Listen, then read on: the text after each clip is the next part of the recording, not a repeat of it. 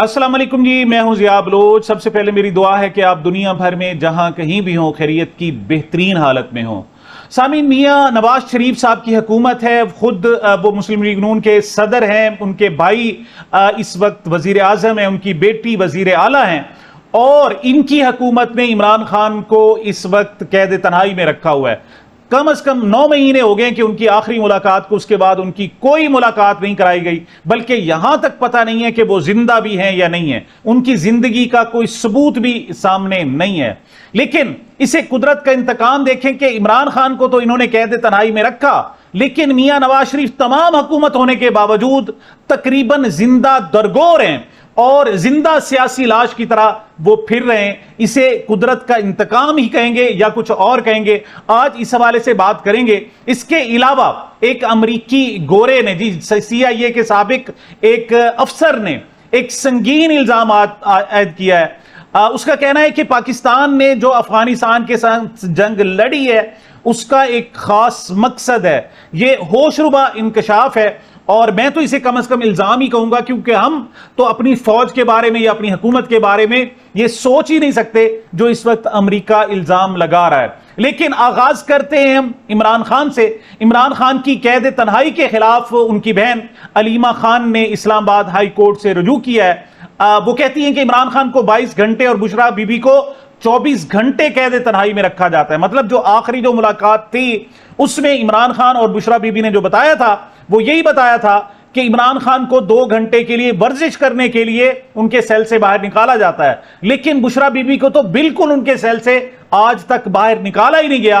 वो मुसलसल उस घुटनज़दा और ऐसा सेल है कि जिसके बाहर एक गटर है जहां से कीड़े मकोड़े निकलते हैं, वहां आते हैं, बदबू होती है, वहां नमाज पढ़ना महाल है, उनको वजू के लिए जो पानी दिया जाता है वो भी ठीक नहीं होता। मोहतरमा अलीमा खान ने दरखास्त में लिखा है कि मेरे भाई को कैद तन्हाई में रखकर गैर इंसानी रवैया रखा जा रहा है। कैद तन्हाई सख्त तरीन सजा है। इमरान खान ने वकील के साथ मीटिंग में बताया था कि उनकी आंख 85% मुतासिर हुई, कैद तन्हाई में रखना गैर कानूनी करार दिया जाए। वो मजीद कहती हैं कैद तन्हाई में रखने का जिक्र किसी फैसले में मौजूद नहीं, मेरे भाई को कैद तन्हाई में रखकर गैर इंसानी सलूक किया जा रहा है। इमरान खान ने आखिरी मुलाकात में जो बताया था, उनका कहना यह था कि उनके साथ जो सलूक है वो किसी तौर पर भी इंसानी नहीं है। पिछले 6 माह से इमरान खान के साथ फैमिली या पार्टी में से किसी की भी मुलाकात नहीं करवाई गई, यहां तक कि उनकी जिंदगी का भी हमारे पास कोई सबूत नहीं है। अच्छा, इसी यही सूरत हाल ईमान मजारी और हादी अली चट्ठा की है। साकिब बशीर कहते हैं कि ईमान मजारी और हादी अली चट्ठा की सजा मुअत्तली दरखास्तों का मामला सुप्रीम कोर्ट के 2 हफ्तों में फैसला करने की हिदायत के बावजूद इस्लामाबाद हाई कोर्ट में आज 27 जून तक आगे नहीं बढ़ सका। आज तक 6 हफ्ते सुप्रीम कोर्ट की हिदायत के बाद गुजर चुके हैं। मतलब ये लोग गए थे वकला तमाम इकट्ठे होकर सुप्रीम कोर्ट में कि इस्लामाबाद हाई कोर्ट उस पर फैसला नहीं कर रही, और सुप्रीम कोर्ट ने हिदायत दी थी कि 2 हफ्तों में इसका फैसला किया जाए, लेकिन 6 हफ्ते गुजर चुके, लेकिन अभी तक उसकी कोई आगे बात बढ़ ही नहीं सकी, पेशी नहीं बढ़ सकी। मतलब आजकल की जनाब जो हुकूमतें हैं, जो जहां पर मौजूद है, जो वो एक खास इशारा देखता है, वो फिर नहीं देखता कि हुक्काम क्या कह रहे हैं, चीफ जस्टिस क्या कह रहे हैं, सुप्रीम कोर्ट क्या कह रही है, कौन क्या अहकामात देता है, वो बिल्कुल उनको बिल्कुल नजरअंदाज करता है और वो खास इशारे का मुंतजिर रहता है। और यही सूरत हाल अदलिया के हवाले से भी है। जी, खबर है कि अवाम पर मजीद बोझ डाला गया। हुकूमत ने पेट्रोल और डीजल पर लेवी में इजाफा कर दिया। डीजल पर लेवी में 6 रुपए 57 पैसे फी लीटर इजाफा, जिसके बाद डीजल पर लेवी 79 रुपए 54 पैसे फी लीटर तक पहुंच गई है। इसी तरीके से पेट्रोल पर लेवी में 39 पैसे इजाफा किया गया और पेट्रोल पर आयद लेवी 66 रुपए 64 पैसे फी लीटर हो गई है। मतलब इन्होंने जब कीमतें बढ़ी थी उस वक्त भी इन्होंने खुद साख्ता कीमतें बढ़ाई थी, क्योंकि 1 महीना पहले तेल खरीदा जाता है और उसके मुताबिक फिर डिस्ट्रीब्यूट हो जाता है। लेकिन इन्होंने आलमी सतह पर इधर से जंग छिड़ी और इधर इनके चूंकि बजट के हवाले से इनकी जो रेवेन्यू था वो कलेक्ट नहीं हो रहा था, इन्होंने जालमाना लेवी बढ़ाई और 150 रुपए पर लीटर तक यकमुश्त इन्होंने इजाफा किया। और फिर अब उसमें से थोड़ा बहुत रिलीफ, और वो इन्होंने वादा किया था कि जो ही जंग खत्म हुई और कीमतें आलमी सतह पर नीचे हुई, ये फौरी तौर पर अवाम को रिलीफ देंगे और उसकी कीमत कम कर देंगे। लेकिन इस अब उन्होंने कम नहीं की और अब पता चला है जनाब के लेवी में इजाफा किए जा रहे हैं। शाकिर महमूद आबान ने خبر دی ہے وہ اگرچہ پیٹرول اور ڈیزل پر تو جناب انہوں نے قیمتیں برقرار رکھی، لیکن حکومت نے جیٹ فیول کی قیمت میں 7 روپے 15 پیسے فی لیٹر کمی کر دی۔ اب صورتحال یہ ہے کہ جناب اشرافیہ کا جو جیٹ فیول ہے وہ 231 روپے لیٹر ہے، اور عام شہری کی گاڑی اور موٹر سائیکل کا جو پیٹرول ہے وہ 300 روپے لیٹر تک ہو چکا ہے۔ مطلب یہ پاکستان دنیا کا انوکھا ترین ملک ہے جہاں غریبوں کو رگڑا لگایا جا رہا ہے اور اشرافیہ کو نوازا جا رہا ہے اور ان کو جناب کم قیمت میں پیٹرول مہیا کیا جا رہا ہے۔ یہی وجہ ہے کہ پاکستان کو اشرافیہ کا ملک کہا جاتا ہے، اور یہ بھی کہا گیا ہے کہ پاکستان کے عوام تو کیڑے مکوڑے ہیں، مطلب ان کی کوئی بات سنتا نہیں، وہ عدالتوں میں جائیں کہیں جائیں ان کی سنوائی تک نہیں ہوتی، اور جس چیز کا وعدہ یہ خود کر چکے ہوتے ہیں اس سے بھی یہ مکر جاتے ہیں۔ جی امریکہ کے CIA کے کارکن ہیں بورس رائڈل، انہوں نے بڑی ایک سنگین بات کی ہے۔ وہ کہتے ہیں پاکستانی حکومت پیسے کے بدلے پر کام کرنے کو تیار رہتی ہے، مطلب کسی بھی وقت ان کے پاس جائیں، ان کو پیسہ دیں، پاکستانی حکومت تیار ہوتی ہے۔ اگر اسے رقم دی جائے تو وہ ہمارے لیے ہر حد تک جا سکتی ہے۔ یہ اگلا جملہ کہ کسی حد تک۔ ویسے ایک CIA کے ایک رکن نے ماضی میں کہا تھا کہ پاکستانی تو اپنی ماؤں کو بیچنے کے لیے تیار ہوتے ہیں، اگر ان کو $500 دیے جائیں تو اپنی مائیں بھی بیچ دیتے ہیں۔ تو اب بورس رائڈل کہتے ہیں کہ یہ کسی بھی حد تک جا سکتے ہیں، اور اس کی جو ایک مثال دی وہ کہتے ہیں پاکستان اس وقت افغانستان کے ساتھ جو تعلقات خراب کیے ہیں اور یہ جو جنگیں لڑی ہیں وہ بھی امریکہ سے مالی فائدے کے بدلے کیا جا رہا ہے۔ مطلب اس میں CIA اہلکار باقاعدہ الزام عائد کر رہا ہے کہ پاکستان نے جو افغانستان کے ساتھ جنگیں لڑی ہیں اس کے بدلے میں ہم نے پیسے دیے اور تب جناب یہ جنگیں لڑ رہے۔ تو اب آئیں نا تردید کریں اور کہیں نا جناب کہ ہم نے افغانستان پر امریکہ کی وجہ سے حملہ نہیں کیا یا ہمیں کوئی امریکہ سے مالی مفادات نہیں لینے، لیکن اتنا سنگین قسم کا الزام عائد کیا جا رہا ہے۔ مولانا فضل الرحمان صاحب نے گفتگو کی پارلیمنٹ میں، کیونکہ جو سپیکر تھے ان کا کہنا یہ تھا کہ میں جناب کبھی بھی فوج کے خلاف، اسٹیبلشمنٹ کے خلاف، عدلیہ کے خلاف بات نہیں کرنے دوں گا۔ تو مولانا فضل الرحمان کہتے ہیں ہم فوج، اسٹیبلشمنٹ اور تمام اداروں کا احترام کرتے ہیں، لیکن اگر وہ انتخابات میں نتائج تبدیل کرتے ہیں تو پھر ہم جواب تو لیں گے۔ اگر وہ سیاست کریں گے تو ہم بھی سیاست کریں گے، ہم گونگے نہیں ہیں، ہم خاموش نہیں رہیں گے، ہم بات کریں گے۔ اگر ادارے ٹیکس کے پیسے لے کر اس کا سیاسی استعمال کریں گے تو پھر اس ایوان میں اس کا جواب بھی دیں گے۔ ہونا تو ایسے چاہیے، لیکن مولانا فضل الرحمان خاص موقع پر اسٹیبلشمنٹ اور اداروں کے خلاف کھڑے ہوتے ہیں، اور جب ان کو راضی کر دیا جاتا ہے تو پھر یہ خاموش ہو جاتے ہیں، عوام کی بات یہ بھی نہیں کرتے۔ دوسری طرف جناب مطیع اللہ جان، ڈاکٹر ماہرنگ بلوچ کی جناب عمر قید جو دی گئی اس حوالے سے بات کرتے ہیں۔ وہ کہتے ہیں سوال یہ پیدا ہوتا ہے کہ اگر ماہرنگ بلوچ کے خلاف شواہد اتنے واضح تھے، ثبوت اتنے ٹھوس تھے اور گواہان اتنے سامنے آ رہے تھے، تو پھر جتنا بھی ٹرائل تھا اس کو جیل کے اندر کیوں کیا گیا؟ کھلی عدالت میں اس ٹرائل کو کیوں نہیں چلایا گیا؟ وہاں پر پاکستانی میڈیا کی رسائی کیوں نہیں تھی؟ انسانی حقوق کی تنظیموں کی نمائندگی اس ٹرائل میں کیوں نہیں تھی؟ آج جو ماہرنگ بلوچ کو سزا ہوئی ہے وہ پاکستان کے وفاق کے لیے کوئی اچھا پیغام نہیں ہے، پوری دنیا میں پاکستان کی سبکی ہو رہی ہے۔ دوسری طرف جناب سرگودا میں ایک ملزم نے ایک کمسن بچی کو زیادتی کا نشانہ بنایا اور پھر عوام اٹھ کھڑے ہوئے، یہاں تک کہ انہوں نے وہ جو کریانہ کی اس کی دکان تھی اس کو تہس نہس کر کے رکھ دیا، اور پھر اس کے بعد CCD نے اس کو جناب مبینہ مقابلے میں اس کو ہلاک کر دیا۔ ہنا پرویز بٹ کہتی ہیں آخرکار سرگودا میں 7 سالہ بچی کو زیادتی کا نشانہ بنانے والا درندہ اپنے انجام کو پہنچا۔ میں نے وعدہ کیا تھا کہ بچی اور اس کے والدین کو ہر صورت انصاف ملے گا۔ یہ وزیر اعلیٰ مریم نواز کا دور ہے، کوئی کسی کے ساتھ زیادتی کر کے جائے گا کہاں؟ وہ کہیں جا ہی نہیں سکتا، کیوں کہ یہ زیادتی کرنے والے خود ہیں۔ تو ایسے میں یہ کسی اور بدماش کو وہاں پنپنے نہیں دیتے اور خود سزا، خود جزا، خود سب کچھ کرتے ہیں۔ لیکن وسیم ملک سینئر صحافی ہیں، وہ کہتے ہیں ایسے انسانیت سوز جرائم بلا شبہ ناقابل معافی ہیں، لیکن کیا ایک درندگی کا جواب دوسری درندگی یعنی ماورائے عدالت قتل ہو سکتا ہے؟ یہ انصاف نہیں بلکہ نظام انصاف کی ناکامی کا اعلان ہے۔ ان درندوں سے نمٹنے کے لیے قانون کی فعالیت، تیز ترین ٹرائل، بہتر پراسیکیوشن اور سزاؤں پر فوری عمل درآمد ناگزیر ہے۔ ساتھ ہی نسل نو کی آگہی اور والدین کی بیداری بچوں کے لیے ایک محفوظ معاشرے کی جانب اہم کردار ہو سکتی ہے، لیکن جرم کے بدلے جرم معاشرے کو سدھارنے کے بجائے اسے مکمل سوشل کولیپس کی جانب دھکیلتا چلا جائے گا، اس سے بہتری کی امید نہیں ہے۔ وسعت اللہ خان کہتے ہیں اور زرار کھوڑو کے درمیان یہ گفتگو ہوئی. زرار کھوڑو نے کہا کہ سی سی ڈی نے گرفتار ملزمان کو کھانا کھلانے کے لیے 1,80,00,000 کے بجٹ کی درخواست کی ہے. اس پر وسعت اللہ خان کہتے ہیں کہ یہ تو ایک سیویلائزڈ طریقہ ہے کہ پولیس مقابلے سے پہلے انہیں کھانا کھلائیں اور ان سے پوچھیں کہ تیرا آخری کھانا ہے، بتا تو کیا کھانا چاہتا ہے، اس کے بعد پولیس مقابلہ ہو جائے گا. انسانیت بھی کوئی چیز ہوتی ہے، یہ اس کے پیسے ہیں جو سی سی ڈی نے وصول کیے ہیں.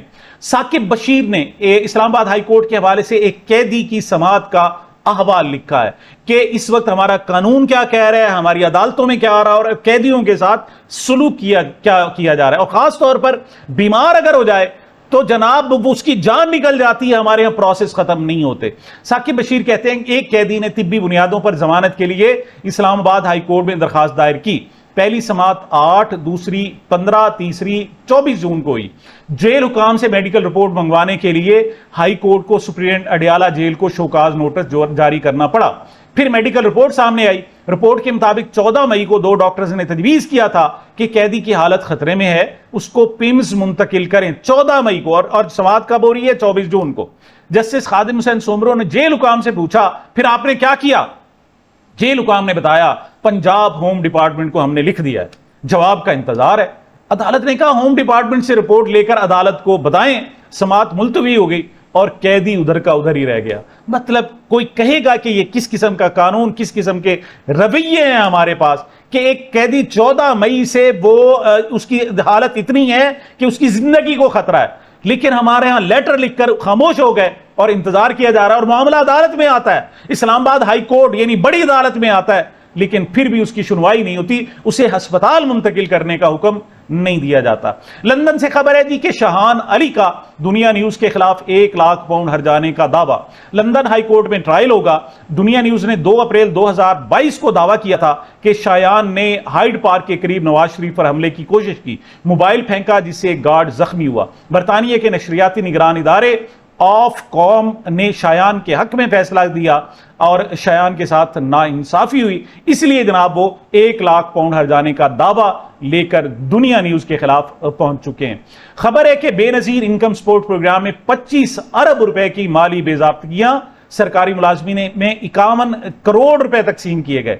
آڈٹ سال 2025-26 کی رپورٹ میں انکشاف ہوا کہ ناقص پروفائلنگ اور نظام اور ضابطے کی کمزوریوں کے باعث سرکاری ملازمین، گاڑیوں کے مالکان اور دوہری اندراج رکھنے والی سمیت 6 لاکھ سے زائد نااہل افراد کو بھی اربوں روپے کی بے ضابطہ ادائیگیاں کی گئیں. مطلب اب تو 800 ارب کا کیا گیا، یہ 500 ارب تھا، اس میں سے 25 ارب جو ہے وہ اللہ میں اور غلط طریقے طور پر جناب یہ ضائع ہو گیا پیسہ.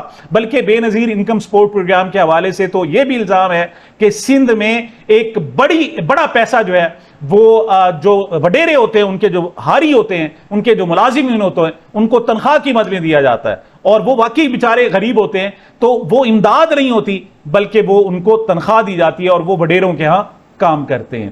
محمد زبیر نے خواجہ آصف کے حوالے سے بات کی ہے. وہ کہتے ہیں اگر پاکستان کے وزیر دفاع خواجہ آصف پارلیمنٹ لاجز میں ویگو ڈالو سے خوف زدہ ہیں تو آپ سوچیں اپوزیشن کتنی خوف زدہ ہوگی. ویگو ڈالا خوف پیدا کرنے کی علامت بن چکا ہے. اگر وزیر دفاع ان سے محفوظ محسوس نہیں کرتے تو اپوزیشن ممبران کو کیسا محسوس ہوتا ہوگا، کیونکہ کم از کم وزیر دفاع کو یہ خطرہ تو نہیں ہے کہ ویگو ڈالے آئیں گے اور ان کو اٹھا کر لے جائیں گے، لیکن کسی غریب اور خاص طور پر اپوزیشن کو تو خطرہ ہوتا ہے کہ ویگو ڈالا آ رہا ہے تو انہی کی تلاش میں آ رہا ہے اور ان کو جہاں سے بھی، مطلب اب تو ان کی جو پارلیمنٹ ہے وہ بھی سیکیور نہیں ہے، وہاں سے بھی اٹھا کر لے جاتے ہیں اور پارلیمنٹ کے اندر تشدد کرتے ہیں اور جو سپیکر وہ کہتے ہیں مجھے تو اس چیز کا پتہ ہی نہیں ہے. جی کشمیر کی صورتحال سابق سفیر عبد الباسط کہتے ہیں خواجہ آصف آپ کو کشمیری کیسے مانیں، آپ نے کشمیر کے لیے کیا کیا. جو سمجھدار اور ذہین سیاستدان ہوتا ہے وہ حالات کی نزاکت کو سمجھتا ہے، اسے پتہ ہوتا ہے کہ کب کیا کہنا ہے. خواجہ آصف وزیر دفاع ہیں، ان کو یہ زیب نہیں دیتا تھا کہ وہ ایسی بات کریں جس سے آگ مزید بھڑکے. کشمیر کے جو لوگ یو کے سے ترسیلات زر بھیجتے ہیں وہ بھی ایک خاص قسم کا جہاد ہے یہ کر رہے ہیں اور آپ ان کو کشمیریوں کو کشمیری ماننے کے لیے بھی تیار نہیں ہیں. جی خواجہ آصف کا ذکر ہوا تو دوسری طرف ہمارے جو سینئر صحافی ہیں، سابق چیئرمین پیمرا ہیں ابصار عالم، ان کا ذکر بھی ہو جانا چاہیے. سعدیہ مظہر کہتی ہیں کچھ روز قبل ایک ایونٹ میں کمال ٹیپو صاحب موجود تھے صحافیوں نے جرنلسٹ پروٹیکشن اتھارٹی پر کچھ سوال کیے تو وہ تپ گئے، پھر بات کا رخ موڑا اور کہنے لگے جب میں چیئرمین پیمرا تھا تب وہاں صرف 6 ڈی جیز تھے، آج 28 ڈی جیز ہیں۔ پھر بولے اب سہار عالم نے بی ایس کیا ہوا ہے، جبکہ چیئرمین پیمرا کے لیے ایم اے چاہیے ہوتا ہے، اس کے لیے پیمرا چیئرمین کی کوالیفیکیشن کم کی گئی۔ اب سہار عالم نے آتے ہی سب سے پہلے اپنی تنخواہ بڑھائی اور اسے 25 لاکھ کیا۔ کمال ٹیپو صاحب نے یہ سب کیوں کیا ہوگا جبکہ ایسا کوئی سوال ہی نہیں تھا؟ وہ کیوں بتاتے رہے کہ اب سہار عالم نے یہ سب کچھ کیا ہے؟ صوبائی وزیر زراعت سید عاشق حسین کرمانی کہتے ہیں ورلڈ وار 3 رکوانے میں نواز شریف کا بھی اہم کردار ہے۔ واہ ماشاءاللہ، کمال، مطلب عالمی جنگ رکوا لی ہے یہ جناب جو ماڈل ٹاؤن میں بیٹھے ہوئے میاں نواز شریف صاحب، کیا کمال ہے۔ مطلب ان کی صورتحال یہ ہے کہ ان کی بیٹی ان کی بات سنتی نہیں، ان کے بھائی ان کی بات سنتا نہیں، اور ان کو جناب اسٹیبلشمنٹ شٹ اپ کال دیتی ہے۔ وہ کہتی ہے آپ گلگت بلتستان کیوں چلے گئے؟ آپ پولنگ اتھارٹی نہیں رہے، اب لوگوں کو اٹیکشن آپ کے اندر نظر نہیں آتی، آپ فوراً واپس چلے جائیں۔ لیکن سید عاشق حسین کرمانی کہتے ہیں کہ انہوں نے تیسری عالمی جنگ رکوا لی۔ حفیظ اللہ نیازی کہتے ہیں شہباز شریف کی حکومت کی وجہ سے نواز شریف کی سیاست چل رہی ہے، مگر حقیقت میں وہ ایک لاش کی طرح پھر رہا ہے۔ ڈیل نے اس کی سیاست کو دفنا کر برباد کر دیا ہے اور وہ ایک زندہ لاش ہے، زندہ درگور ہے۔ یہ ہے جناب حفیظ اللہ نیازی، حالانکہ ان کے بہت قریبی ہیں اس وقت نون لیگ کے، جناب وہ بہت ہی اندرونی حلقوں میں سے کہلاتے ہیں، تو وہ کہہ رہے ہیں کہ نواز شریف زندہ لاش ہے۔ سمینہ پاشا کہتی ہیں شہباز شریف کا چیلنج تحریک انصاف نے قبول کر لیا ہے، لیکن اب چراغوں میں روشنی نہ رہے گی۔ شہباز شریف شبانہ روز محنت میں سپیڈ سے بھول جائیں گے کہ قومی اسمبلی میں ایڑیاں رگڑتے ہوئے، نرگس کو رلاتے ہوئے کیا وعدے کر بیٹھے۔ سالار سلطان زئی کہتے ہیں شہباز شریف صاحب یہ ایک حلقہ کھلوا دیں، بہت کچھ نہ کریں، یا کوئٹہ میں سروے ہی کروا دیں جہاں 4000 سے کم ووٹ لینے والے کو 27000 اور 40000 سے زائد ووٹ لینے والے کو 25000 کر دیا گیا تھا۔ سالار سلطان زئی کہتے ہیں آپ کا جو امیدوار ہے فارم 45 کے مطابق 8ویں نمبر پر تھا اور اس کو اٹھا کر آپ نے پہلے نمبر پر لے آئے اور قومی اسمبلی کی سیٹ اس کو دے دی۔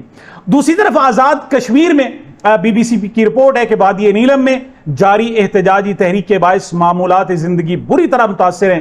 15 روز ہڑتال سے وادی نیلم میں اشیاء خوردنوش، آٹے، ایندھن کی قلت ہو گئی ہے۔ کاروبار زندگی، سرگرمیاں، ٹرانسپورٹ، سیاحت شدید متاثر ہیں۔ انٹرنیٹ کی بندش سے بینکنگ نظام بھی شدید متاثر ہوا ہے، یہ بی بی سی رپورٹ کر رہا ہے۔ اور دوسری طرف عامر متین کہتے ہیں پہلے سپریم کورٹ کے فیصلے کے بعد آزاد کشمیر میں پی ٹی آئی سے بلے کا نشان واپس لے کر اسے عملاً انتخابی عمل سے باہر کر دیا گیا، اور اب جب انتخابات کے لیے کاغذات نامزدگی جمع کرانے کا مرحلہ مکمل ہو چکا ہے تو آزاد جموں کشمیر ہائی کورٹ نے رجسٹریشن بحال کرنے اور انتخابی نشان الاٹ کرنے کا حکم دیا ہے۔ اب سوال یہ ہے کہ یہ محض اتفاق ہے، کوئی کاریگری ہے، یا پھر واقعی یہ سمجھا جاتا ہے کہ لوگ اتنے سادہ ہیں کہ ایسے معاملات پر سوالات نہیں اٹھائیں گے؟ مطلب کاغذات جمع کرانے کا مرحلہ مکمل ہو چکا، اب آپ کہہ رہے ہیں جناب آپ آزاد ہیں، آپ امیدوار کھڑے کر سکتے ہیں، تو وہ کہاں سے کاغذات جمع کرائیں گے؟ کس طریقے سے جناب وہ اپنے امیدواروں کو فائنل کریں گے؟ مطلب لوگوں کو بے وقوف بنایا جا رہا ہے۔ آزاد کشمیر میں بھی وہی کچھ ہو رہا ہے جو پاکستان میں ہو رہا تھا۔ محترمہ مریم نواز صاحبہ نے یوم عاشور کے حوالے سے لکھا کہ گھٹنے نہ ٹیک دے کوئی باطل کے سامنے، بچوں کو پھر سناؤ قصہ حسین کا، اور بیعت نہ کی یزید کی سب کچھ لٹا دیا۔ اس کے جواب میں مرزا شہزاد اکبر کہتے ہیں اور پھر انہوں نے یزید کی بیعت کر لی اور 2022 سے ان کے حالات بدل گئے، اب یہ خود چھوٹے سے یزید ہیں اور انہیں کئی چھوٹے چھوٹے شمر بھی پال رکھے ہیں۔ مریم نواز نے جناب ایک پرواز کارڈ کی تقریب سے خطاب کرتے ہوئے جو کچھ کہا وہ اس حکومت کا ایگزیکٹ نچوڑ سمجھ لیں۔